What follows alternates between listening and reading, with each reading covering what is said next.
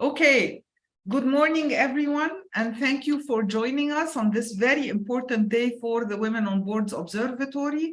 I am Ghada Houidi. I'm the Associate Dean for Executive Education at the American University in Cairo School of Business and the founder of the Women on Boards Observatory. So today, for the 5th year in a row, we are delighted to be launching the annual Women on Boards Monitoring Report. Over the past 9 years and since 2014, we have been working on the Women on Boards promotion, on making this a reality, and we are very, very proud of the success that has happened so far. We have been able to achieve our expected goals. We are ambitious to do a lot more, and we are very proud that the observatory is recognized as a specialized observatory within the framework of Egypt's National Council for Women. Our partners are a unique gathering of organizations that have come together on the common belief for gender equality and the belief that gender equality is for everyone and not only for women, and it is not a goal in itself. It is a tool for improved governance and improved development. The annual monitoring report that we are launching today shows that companies are true gender diversity champions and have taken bigger steps to reach the 30% target of 2030. The report covers data and information of almost 1,000 companies. These are the Egyptian exchange listed companies, the banking sector, the public enterprise sector, and the non-banking financial sector regulated and supervised by the Financial Regulatory Authority. We have an astonishing panel of speakers today. We're very, very proud and delighted that they are with us. And you will be hearing from 3 remarkable women who attended training programs supported by UN Women, KOICA, and Sida, offered by AUC School of Business Executive Education. And as the Associate Dean for Executive Education, I would like to announce that we have been ranked as number 62 globally by the Financial Times. And for the past 10 years, AUC School of Business Executive Education has been in the top 75 executive education providers globally by the Financial Times. We are the only school to be ranked as such in the Arab region and only one of 3 in Africa. So this is something I'm very happy to share with you today. We will start with a message from Dr. Maya Morsi, the president of Egypt's National Council for Women. Dr. Morsi took office as president of Egypt's National Council for Women in 2016, and since then has been a supporter and partner and advisor and mentor to the Women on Boards Observatory. Her support is much appreciated. She was elected as the 3rd and the youngest president of the NCW since it was established in 2000. Dr. Morsi has become a member of the United Nations Committee on the Elimination of Discrimination Against Women, UN CEDAW, and 2017 in Egypt was announced as the Year of Egyptian Women. Dr. Maya Morsi led the participatory process to develop Egypt's national strategy for the empowerment of women 2030. The strategy, which was endorsed by the President of Egypt, was the first strategy globally to incorporate the Sustainable Development Goals agenda. Now I would like to turn the floor to Dr. Maya Morsi. Dear partners, it's always my pleasure to be with you launching the Women on Boards annual report. Allow me to start referring to the Presidents of Egypt directive on the Labor Day to the government and all concerned entities, and in coordination with the private sector, to expedite the fulfillment of equality between men and women in the workplace, to ensure a safe work environment, increasing women's employment rate, integrating them in the labor market, and building their capacity to ensure high skills.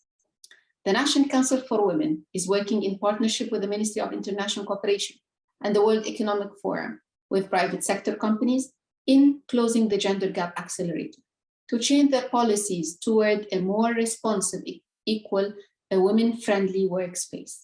It's a win-win approach through a public-private partnership with 6 chapeau actions. First, institutional transformation. Second, capacity development. Third, ideational and behavioral change and awareness raising. Fourth, policies. Fifth, data and knowledge products. And sixth are the services. Dear partners, I would like to commend the distinguished work on the Women on Board Observatory as part of the National Women Observatory of Egypt and supporting the economic pillar of this national strategy for the empowerment of Egyptian women 2030. As National Council for Women, we are honored to partner with the Ministry of Planning and Economic Development, as well as the Central Bank of Egypt, the Financial Regulatory Authority, the Ministry of Public Enterprise, the Egyptian Exchange, the banking sector, and the AUC School of Business established the Egypt Women on Board Observatory. I would also like to thank the international partners that were part of the Women on Board reports and efforts, the UN Women in Egypt, Korea International Cooperation Agency, the KOICA, and the Swedish International Development Cooperation Agency, Sida. The importance of the report is that it enabled us to monitor progress, identify the gap, and provide solutions through the Egyptian Board Ready Women database. The 2022 report results prove that we are on the right track, moving forward. Sustaining the annual 3% increase achieved in the past 3 years will enable the analyzed categories to reach the 2030 goal by the year 2026, earlier than anticipated. Dear friends and partners, considering that the Women's Observatory on Boards of Directors is an important institutional mechanism that operates under the umbrella of the National Strategy for the Empowerment of Egyptian Women 2030 and its indicators and the Egyptian Women's Observatory, we will continue our work to include the results of the 2022 report with the midterm review of the national strategy that was announced last March as a powerful tool that helps us to bridge the gap in women's representation in the sectors mentioned in the report. Lastly, I stress that Egyptian women taking leadership and decision-making position is no longer a dream, but has become a tangible reality. The success of the Egyptian government experience is evident, and now is the time for the private sector companies to realize the importance of providing equal opportunities for women and including them in decision-making and leadership positions. It's a win-win approach for all. Thank you. Thank you very much, Dr. Maya, and we second the call to the private sector to continue supporting women in leadership positions. I would now like to turn to our dear friend, Dr. Sharifa Sharif. Dr. Sharifa Sharif is the Executive Director of the National Institute of Governance and Sustainable Development of the Ministry of Planning and Economic Development. She will be delivering a speech on behalf of Her Excellency Dr. Hala Saeed, who was called away on an assignment that she could not join us in person. Dr. Sharif is also a tenured professor of public administration at the Faculty of Economics and Political Science at Cairo University. We are delighted, of course, that Dr. Sharifa is a member of the AUC School of Business Executive Education Advisory Council, and we are very proud that the Ministry of Planning, represented by Dr. Sharif, partnered with AUC and King College in the UK to offer a Leadership for Government Excellence program that recently won the European Foundation for Management Development Excellence in Practice case competition. So I also, on just a personal note, I'm noticing that many of our speakers today are affiliated with AUC, and I'm very, very proud of this in different ways. Either they are alumni or faculty or friends or supporters. So we're delighted that this gathering is happening at AUC and we hope for more to come. Dr. Sharifa, the floor is yours. Thank you. Thank you, Dr. Reda. Always a pleasure to be with you, my dear colleagues. Of course, I'm part of the AUC community since I don't want to say when. So, and congratulations on our work together on the latest award that we accepted. So very proud to be working with you as always.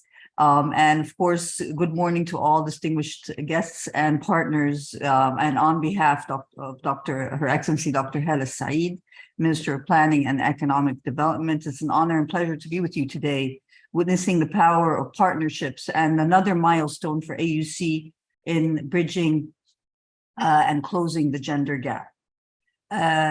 Let me just start by saying women-focused socioeconomic policies are critical in Egypt. We have advanced tremendously over the past years, but there's a lot of work to be done. Women make up 73% of the nursing staff in the private sector and 91% of the nursing staff in the Ministry of Health. 42% of women are doctors and 51% of women are civil servants. 71% of women are actively economically active in the informal sector.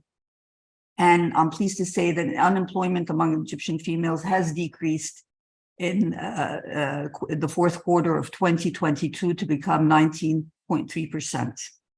Of course, we all know the Egyptian cabinet has a number of female ministers accounting to a quarter of the cabinet. And we have, of course, witnessed a great leap in representation in parliament, reaching a record of 27%. More and more women are joining the labor market, with many of them successfully ascending to leadership positions. Nevertheless, a huge amount of work, again, has to be done to achieve the gender equality and bridge the gender gap. Promoting economic and social empowerment should be the forefront of all strategies worldwide, addressing equal opportunity through educational attainment and facilitating their participation through eliminating labor market barriers. Of course, aligning with Egypt's Vision 2030 and the National Strategy for Women Empowerment 2017, several measures have been taken and implemented to support women, including leave for mothers, expansion in conditional cash transfers, increased monthly income for rural women, allowances for medical staff, cash allowances for irregular workers, and 40% of women and 40% of this goes to women with special programs for women with disabilities. And of course, I'm very proud to say that there is no gender pay gap in government. Also adding to this, we have Haya Karima, Takaful and Karama, and we have the family program, making women the main beneficiaries for all these programs. We need to invest more in policies. We need to call for cultural change, changing society's perception and creating more and more role models.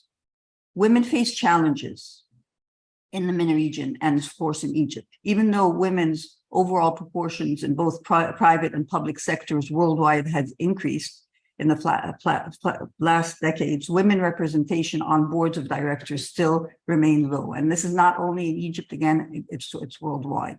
So promoting women's participation and gender equality in leadership roles in private sector, pressing policy changes for all countries, laws and regulations regarding pay gaps and gender parity have serviced as one of the most pressing issues facing women today.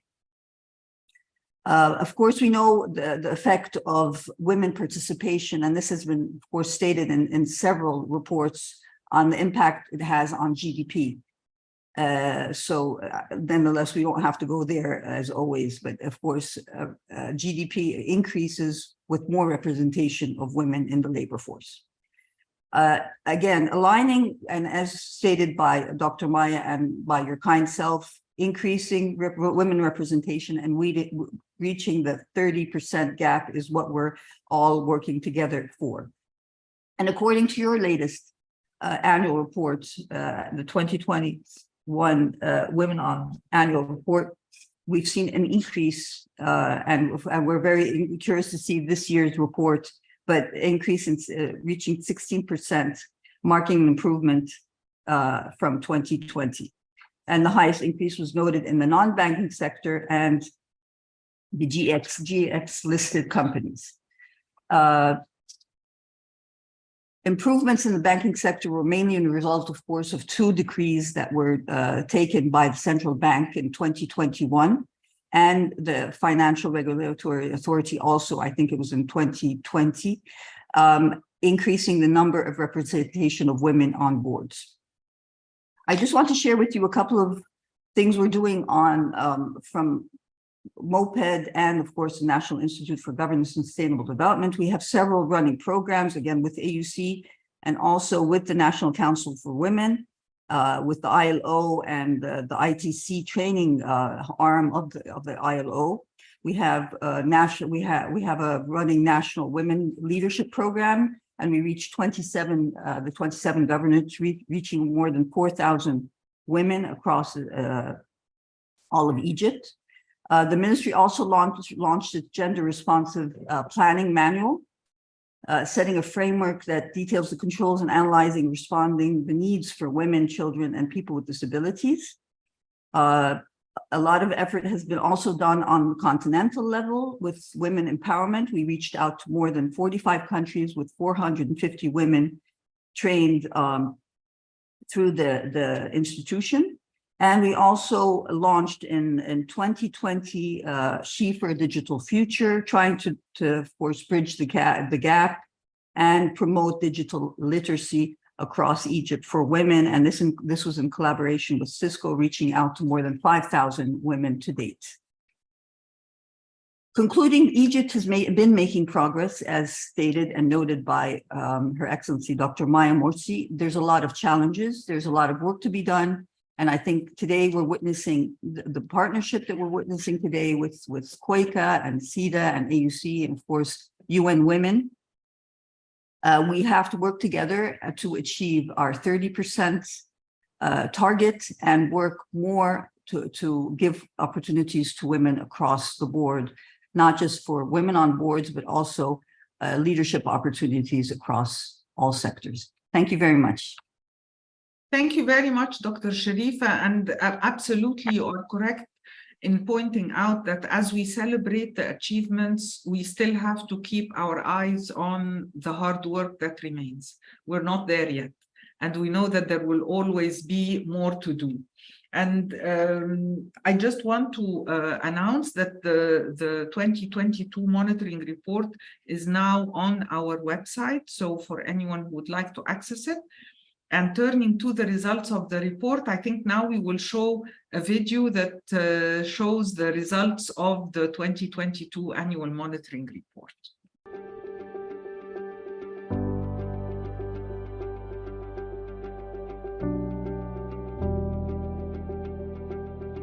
The 2022 Women on Boards indicator achieved an additional milestone, reaching 19.7%, as per the 5th edition of the Women on Boards annual monitoring report issued by AUC Egypt Women on Boards Observatory. The 2022 Women on Boards indicator reached 19.7%, compared to 16.7% in 2021, increasing by 3% in 1 year. We are 10.3% away from reaching the 2030 target of having 30% women on board. Sustaining the 3% annual increase pattern achieved in the past 3 years will enable all categories to reach the 30% women on board goal by 2026. The number of women on boards progressed positively from 2019 to 2022, with an average annual growth rate of 32.1%. The number of women on boards reached 1,320 in 2022, marking a 26.6% growth rate. An estimated number of 692 women need to be placed on boards of companies and banks in the coming years to meet the 2030 target. 227 women in EGX-listed companies, 44 women in banks, 85 women in public enterprise companies, and 336 women in non-banking financial sector companies are needed to join boards until 2030. The total gap covering the 4 categories followed a declining trend between 2019 and 2022. To achieve the 2030 goal earlier than anticipated, the placement of women on boards has to be accelerated across the 4 categories. The report tracks the representation of women on the boards of EGX-listed companies, the banking sector, the public enterprise sector, and the non-banking financial sector supervised and regulated by the Financial Regulatory Authority, and it identifies the gap to reach the 30% women on board goal by 2030. The non-banking financial sector is still ahead of all other categories, achieving 22% women on boards in 2022. They are the closest to achieving the 30% women on board goal, followed by the Egyptian exchange, the banking sector, and the public enterprise sector. Progress in women on boards representation was achieved across all categories in the 2022 report. The Egyptian exchange women on boards representation almost doubled from 10.1% in 2019 to 17.3% in 2022.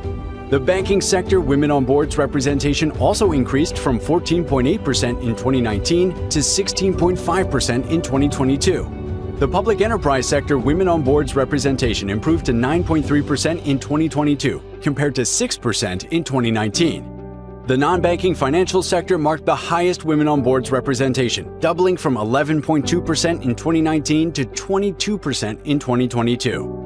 The 2022 distribution of companies and banks by the number of women on boards demonstrated a transformation in structure, observing deviations towards the increase in the number of companies and banks with 1 and 2 women on board. The 2 women on board percentages were boosted between 2021 and 2022 across most categories under study. This shift could be attributed to the effective implementation and alignment with regulators' issued decrees and decisions, necessitating the placement of 2 women on board. The public enterprise sector has the highest percentage of companies with 0 women on board, with 52.4%. The lowest share was realized in the banking sector, with only 8.8%. All 4 categories witnessed a decrease in the number and percentage of companies and banks with 0 women on board. EGX-listed companies with 0 women on board decreased by almost 33.3%, from 53.3% in 2019 to 10.2% in 2022. The percentage of banks with 0 women on board declined dramatically from 26.5% in 2019 to 8.8% in 2022, by almost 2/3 in 4 years. It is the lowest percentage among all categories. The public enterprise companies with 0 women on board decreased by 28%, from 72.5% in 2019 to 52.4% in 2022. The non-banking financial sector with 0 women on board also declined from 58.8% to 15.1% between 2019 and 2022. The banking sector has the highest percentage of banks with at least 1 woman on board in 2022, while the lowest is realized in the public enterprise sector. All categories witnessed progress in the number of companies and banks with at least 1 woman on board. EGX-listed companies with at least 1 woman on board almost doubled between 2019 and 2022, reaching 89.8%. The banking sector had the highest percentage of banks with at least 1 woman on board, reaching 91.2% in 2022, compared to 73.5% in 2019, following a moderate growth rate from 2019 to 2022. The public enterprise sector percentage also increased from 27.5% in 2019 to 47.6% in 2022. The non-banking financial sector percentage significantly increased from 41.3% in 2019 to 84.9% in 2022. The non-banking financial sector acquired the highest percentage of companies with 30% or more of women on board, whereby 25.7% successfully complied with the 30% women on board goal. The number of companies and banks with 30% or more women on board varied across all categories. EGX-listed companies with 30% or more women on board accounted for 10.6% in 2022, compared to 6% in 2019. Banks with 30% or more women on board progressed moderately to 11.8% in 2022, compared to 9% in 2019. Public enterprise companies with 30% or more women on board witnessed fluctuations, reaching 3.7% in 2022 compared to 3% in 2019. The non-banking financial sector companies with 30% or more women on board increased by more than 6-folds between 2019 and 2022, reaching 25.7%. An annual estimate of 86 women needs to be placed on boards of companies and banks to narrow the gap to reach the 2030 target. 28 in the Egyptian exchange, 6 in the banking sector, 11 in the public enterprise sector, and 42 in the non-banking financial sector. The annual gap to reach 30% women on board goal followed a declining trend in all 4 categories, from 113 women in 2019 to 86 women in 2022. Companies and banks must further close this gap and improve board cultures to reflect the national commitment to governance, inclusiveness, and diversity. Egypt Women on Boards Observatory, founded in 2017 by the AUC School of Business, is recognized as a specialized observatory within the National Council for Women framework. It aims to increase the representation of women on corporate boards in Egypt to reach the 30% women on board goal by 2030. Partners of Egypt Women on Boards Observatory bring together government, business associations, research institutions, international organizations, and non-government organizations. Egypt Women on Boards Observatory works with several regional and national networks, including the 30% Club MENA chapter, the Boardroom Africa, Arab International Women Forum, Business Women of Egypt 21, and the Top 50 Most Influential Women Forum. Egypt Women on Boards Observatory compiled an Egyptian board-ready women database of 1,000 qualified women in over 26 economic sectors with diverse areas of expertise and educational background. Women join the database by filling out an online membership application form. Egypt Women on Boards Observatory offers free board placement service to support companies and banks in realizing the benefits of increased diversity and improved corporate governance. Companies across several sectors and banks complete an online board placement request form to receive this service. Egypt Women on Boards Observatory is pleased with the progress made by companies and banks to increase the representation of women on boards. The observatory remains committed to supporting companies and banks in finding qualified women to serve on their boards through the Egyptian Board Ready Women database, which currently includes 1,000 qualified women. 1 woman is a token, 2 is presence, 3 is voice.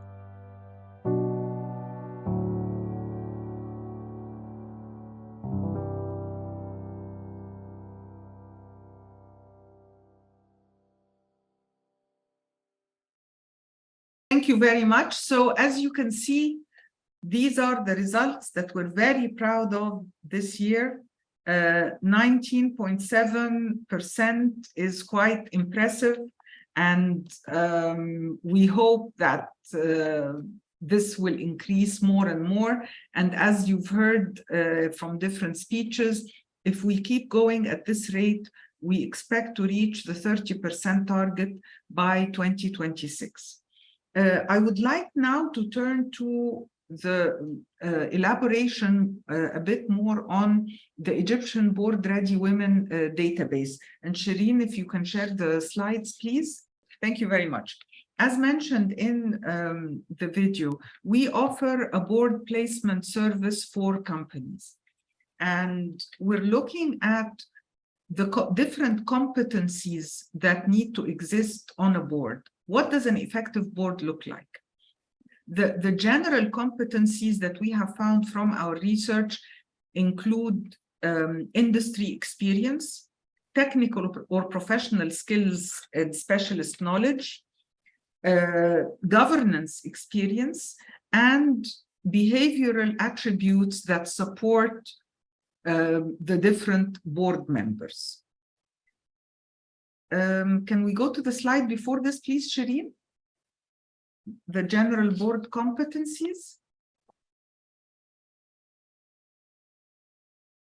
Oh, thank you very much. Okay, so if we map those general board competencies on our Egyptian Board Ready Women database that includes the records of over 1,000 qualified women, we will find that about 50% of the women on our database have direct corporate governance knowledge, either through training or through their work on boards.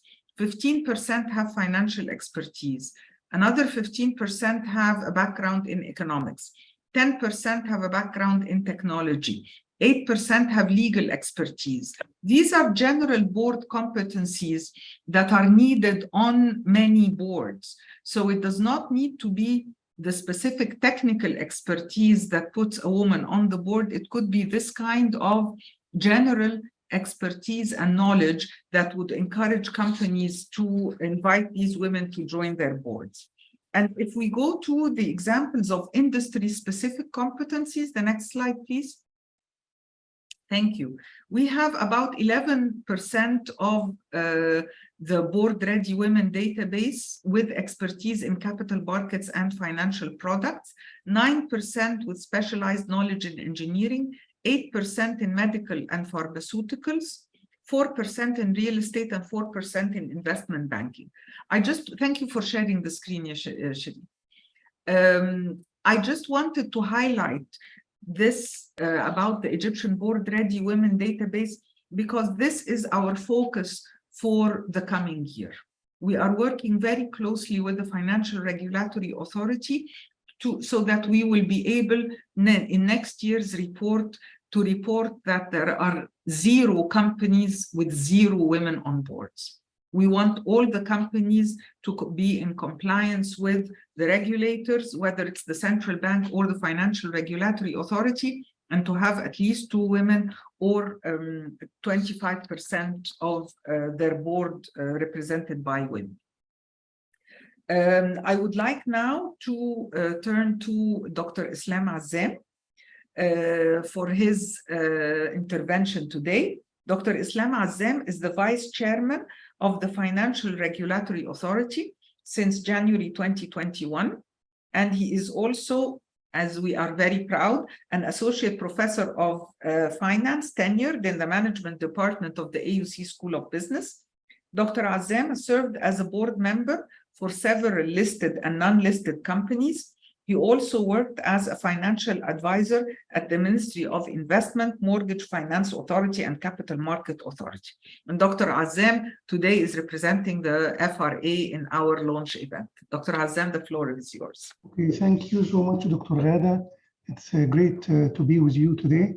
Actually, your presentation was actually very comprehensive.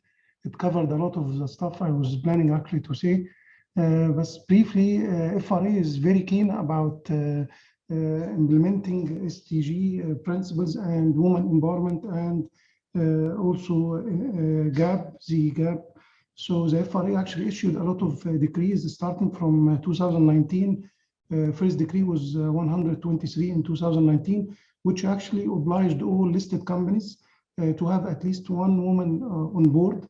And also in 2019, there is another decree which was issued, which is number 124. This decree also obliged not the listed company, but the non-banking financial institution, which includes the capital market, insurance, leasing, factoring, consumer finance, microfinance, SMEs, all the MBFs, also to have at least 1 member at its board. And as you showed in your presentation, actually this affects women participation. We can see that the percentage of women in 2019 was having zero participation, was 58%, compared now to in 2022 to only 15%, which is a big jump actually in the women participation at the board of the MBFs. Then also in 2020, FRA also issued another important decree, which is decree number 205, which actually made an exemption to the MBFs if their 25% or more of their portfolio is directed to women. They get a reduction of 50% of the service fees by FRA. And this also affected actually the participation or giving loans to women. As you see from microfinance data, more than 60% of the lending portfolio is directed to women. Also in 2021, there was also 2 important decrees, which is decree number 109, which made an amendment of decree of 123. Decree 109 in 2021 actually made it an obligation on the listed companies, instead of having only 1 woman on board, to have, as you know, 25% or a minimum of 2 women on board. And another decree was issued in 2021, which was decree number 110, obliging all NBFs or non-banking financial institution to have also 25% or a minimum of 2 women on board. This also has big effect on NBFs, as you show in your data. It has a big jump. You see that with 2 women and more. It used to be 20% in 2020. Now it became more than 40%, a huge jump. and actually FRA is also pushing for it. We have actually in collaboration with all our partners, AUC definitely, to start to conduct more awareness session to the companies with 0 and 1 participation. It's not about now law enforcement, it's about more of awareness to show them the importance of having this type of female participation in the board, because as you know that most of the literature now is showing that having a woman participation on board has a significantly positive effect on the financial performance of the company, on profitability and debt. I don't want to go into details of this kind of academic research, but actually let me say that if any professor now who wants to publish in one of the top journals, they are actually targeting this topic, women empowerment and gender equality, because this is what everybody now in the academic society now are concerned about, to know about the effect of women empowerment on performance of the company. And actually I'm considering this. We started now to have data. I was just talking with the Sustainability Center at the FRA. We start to have data, and I'm considering actually doing an academic research on this. And finally, I would like to thank you for your invitation. Thank you so much, Ada. Thank you very much, Dr. Islam, and we would be very interested that as AUC to collaborate on this research. I'm sure we will have faculty who want to do that, and the more evidence, the better. We are all for the evidence-based policy making, of course. Thank you very, very much for being with us today, Dr. Islam. And now I'd like to turn to our dear partner, UN Women. Christine Arab is the country representative of UN Women Egypt Country Office.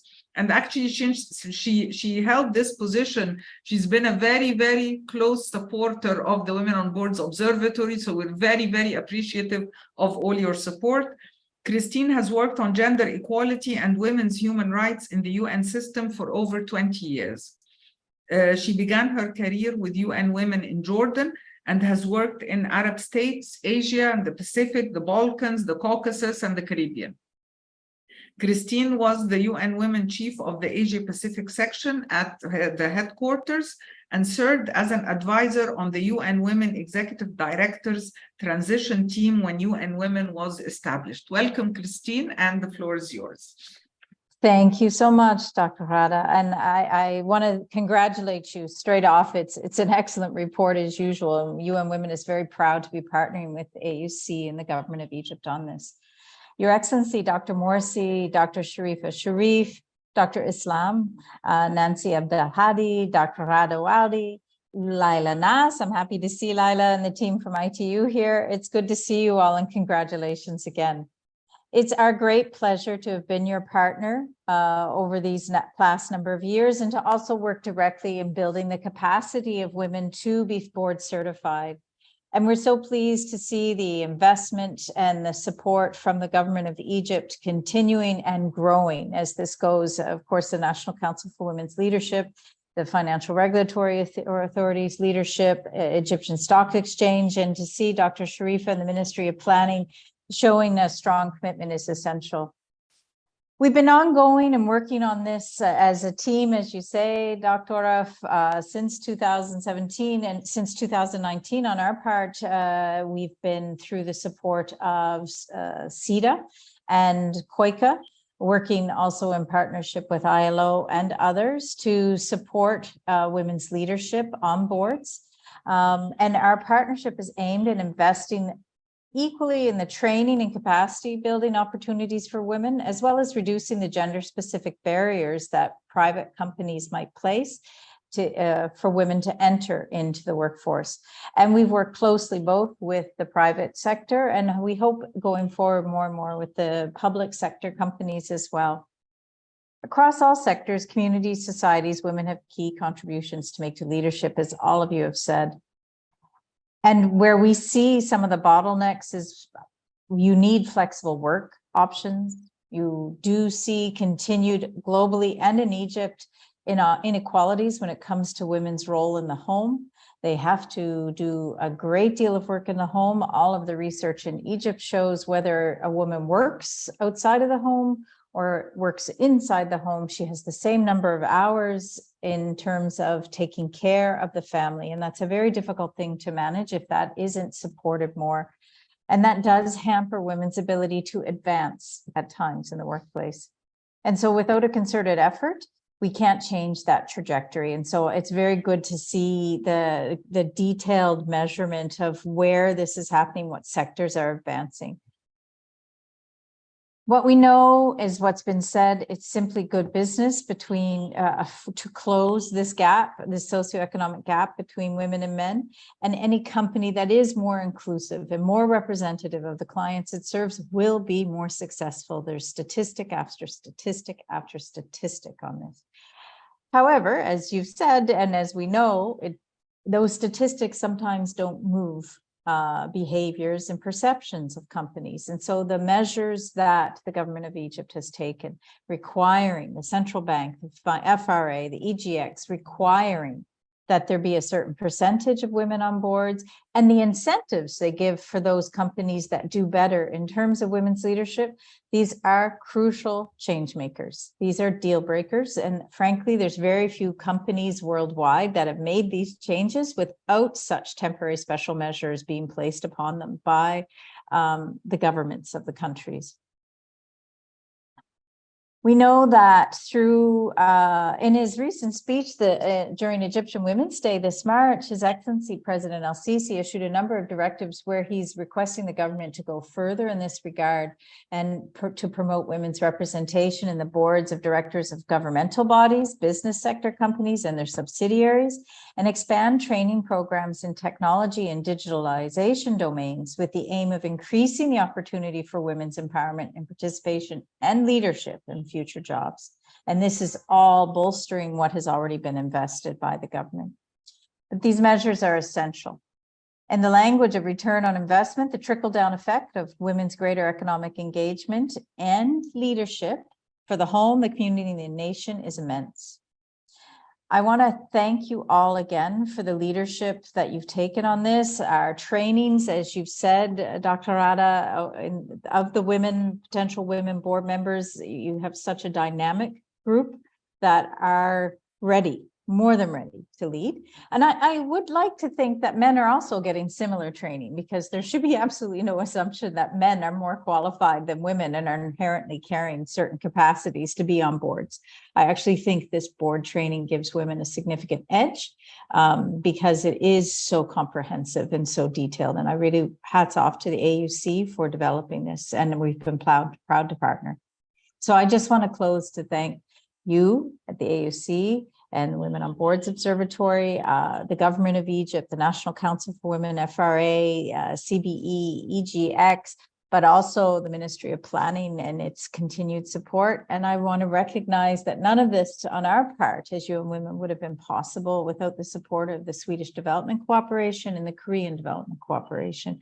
And I would like to thank them very much. And we look forward to next year's report and seeing that necessary 3 to 3.5% increment across all the sectors. One thing I wanted to flag from our side before I close is how pleased we are to see more companies, not just numbers, but more companies actually adhering to this and advancing this. That's fantastic. Thank you very much. Thank you very much, Christine. And I mean, of course, I agree completely with what you pointed out. This is something that needs the concerted effort of all the stakeholders that we have represented today. It cannot be done by one organization alone, and definitely it requires the engagement of men. And our training programs include both men and women. We are singling out the women today. We're a little extra proud of the women we have with us today who went through our training programs, but definitely for the men as well. And we need to work with the men in leadership positions to see how they can embrace diversity and sustain that effort, even beyond when the quotas are set, when the temporary measures are there, to actually embrace it and see and mainstream it. So this is something that we are definitely working on. Now I'd like to turn to the result of all this hard work and share the experiences of 3 remarkable women who have gone through the training programs that were supported by KOICA and Sida and UN Women. I would like to start with Rihab Ahmed El Sayed, who is the Customer Service Manager at Hapag-Lloyd Egypt. and Rehab attended the Advanced Management Program offered by AUC School of Business Executive Education and was supported by KOICA. So Rehab, I'd like to ask you, how did this program change your perspective as a manager? Thank you, Dr. Ghada. Good morning to all respected attendees. Thank you for this impressive presentation. As a reflection of this program, really as a customer service manager, this program reflected positively in handling my daily job task. Attending this program, it's totally, I feel it's totally different from any other management program that I attended before. It showed me a different management style, new management style from a different perspective to me. Allow me to know new strategies for business growth, trained me also to define a new dimension in business and financial models. The content of the program was up to my expectation and showed me how to manage my team in such challenging time, and changed my coaching mindset totally. By completing also Clifton Strengths Talent Assessment at the end of the program, I discovered my talent DNA, and I knew more about my behavior, and permit to me to focus on my weak point in my personality, and assist really me to develop myself and to enhance these weak points in me. I was lucky attending this program, which already helped me within these challenges I faced today. In different, these challenges are now faced in different business industries, not only in shipping industries as I belong. And it's time now to change our style, business style, to meet this revolution of digital tools and innovative business model. And also in customer behavior. Me as a customer service manager dealing in daily business with customers face to face, and I feel that negotiate their problem in details, problems need to solve, need to act as a customer solution sometime to propose some solution. So these changes in customer behavior as a program really helped me to find new way in handling this issue with the customers, and motivate me also and empower me with my team, how to deal with my team, how motivating the team, how being a role model in my leadership style, and dealing and handling the coaching, a new coaching style to be used. Finally, it was a great opportunity to me, and appreciated all the effort was made to organize such great program. I thank you all, and thank you for giving me this opportunity to join this meeting today. Thank you. Thank you very, very much, Rehab. And you mentioned the digital challenges. So this is a very good segue to introducing Salma Ashraf Salim.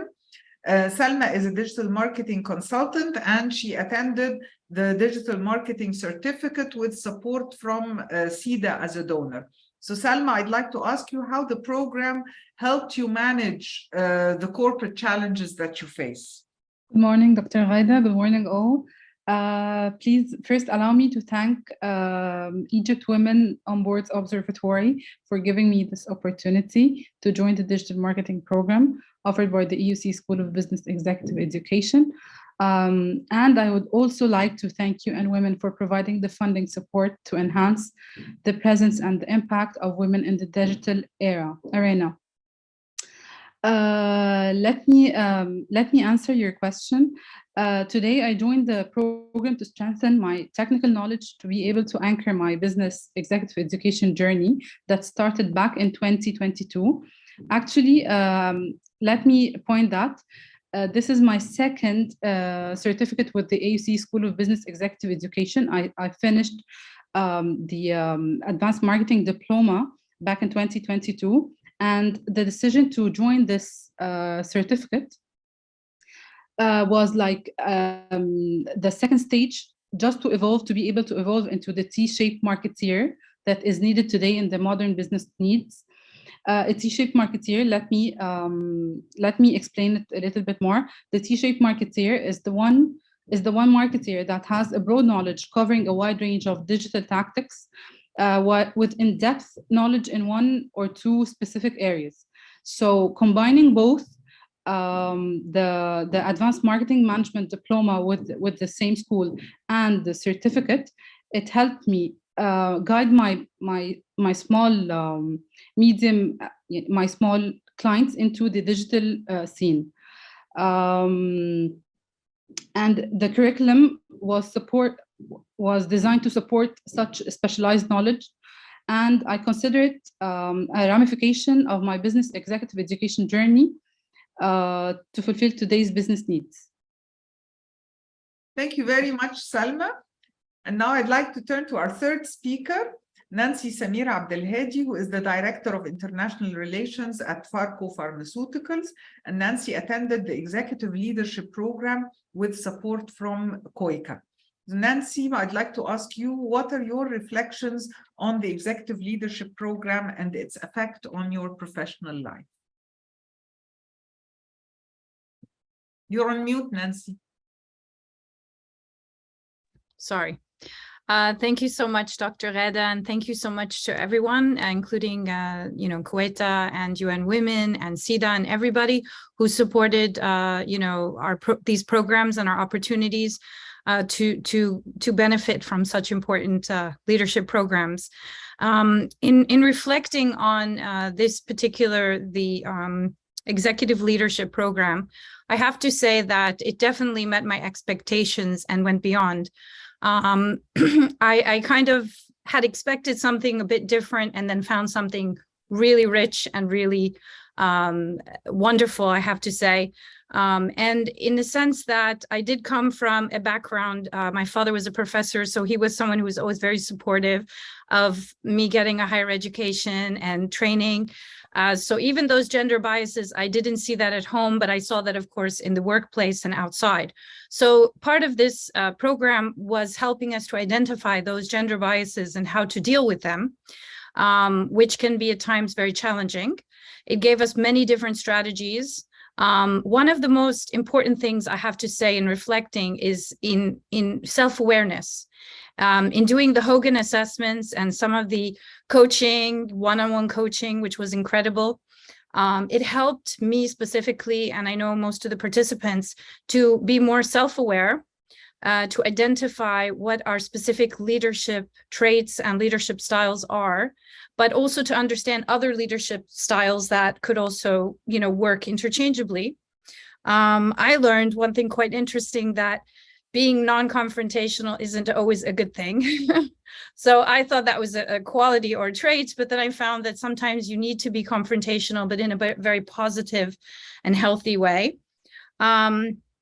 With looking at also those skills that we benefited from, I have to say the creme de la creme was the simulation. The Harvard School simulation was incredible because it put us in almost like a real life situation where it was life or death, and how to use those skills now in a situation where, again, no one is left behind, and how to kind of guide everybody through such a difficult challenge. So understanding that there are challenges in the real world. We see that in our, jobs every day in our careers. We see that in also the work-life balance and being able to, be there for our kids and our families, and at the same time be career women.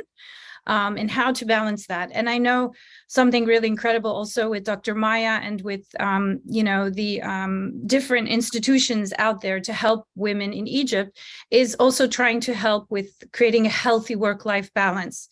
Again, I appreciate AUC. I appreciate all the sponsors and everyone who made this possible. And I want to say that I benefited a tremendous amount from this class. I think I would love to see more and more women, take these leadership training programs. And I actually myself look forward to taking more in the future. Thank you again so much. I appreciate your help. Thanks. Thank you. Thank you very, very much, Nancy. And on a closing note, I want to thank my own team. I want to thank Sally. I want to thank Shireen, Nermeen, Dalia, and Yasmin. These are the soldiers behind the Women on Boards Observatory, whether it's the monitoring report, the database, the awareness campaigns, the training, and I know how hard they have worked to make this happen. And their work has been recognized, so I'm very, very proud to share that we have received 2 awards as the Women on Boards Observatory, the Innovations That Inspire Award from the AACSB. This is the American Association for Collegiate Schools of Business, and this is an internationally recognized award. And a second award from the Association of MBAs and the Business Graduates Association Excellence Award. Both were received in 22-23, and they are an international recognition of the important work that is being done by this team. So thank you all. And I also would like to share that we are working with the Arab International Women's Forum to support the establishment of Women on Boards Observatories in other Arab countries. So stay tuned. We hope to report on progress in this space next year. And thank you all for being here today. And we look forward to more and more achievements and success through our partnerships. Thank you.